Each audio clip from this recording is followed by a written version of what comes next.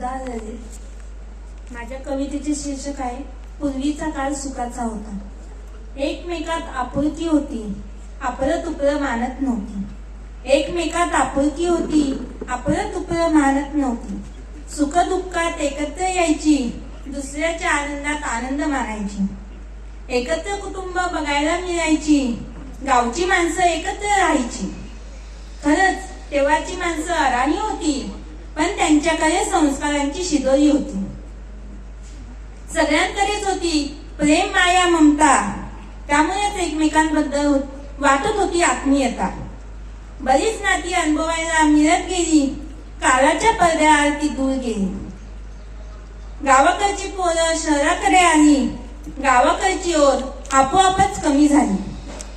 गावाकडची माणसं एकटी पडू लागली, शहराकडची पोरं मध्येच जगू लागली. आई बाप, नाती गोती सगळ्यांचा विसर परत गेला. शहरातला नौकेपणा आवडू लागला. पैशा मागे सगळे धावू लागले, पैशा मागे सगळे धावू लागले, संस्कारांना विसरत गेले.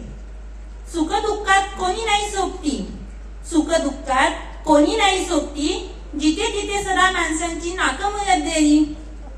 मदत करण्याची वृत्ती कुणाकडेच नाही राहिली, मदत करण्याची वृत्ती कुणाकडेच नाही राहिली. गावाकडची संस्कृती लोप पावत चालली. हळूहळू माणसाला हे सगळं जाणवतंय, हळूहळू माणसाला हे सगळं जाणवतंय. पण गावचं रूपांतर आता शहरामध्ये झाले, पण गावचं रूपांतर आता शहरामध्ये झाले. ताणतणावाचं आयुष्य झालं, नात्यामध्ये अंतर वाढलं.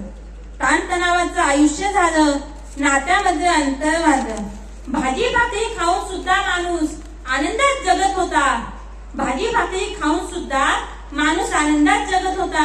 खरंच पूर्वीचा काळ अगदी सुखाचा होता, अगदी सुखाचा होता.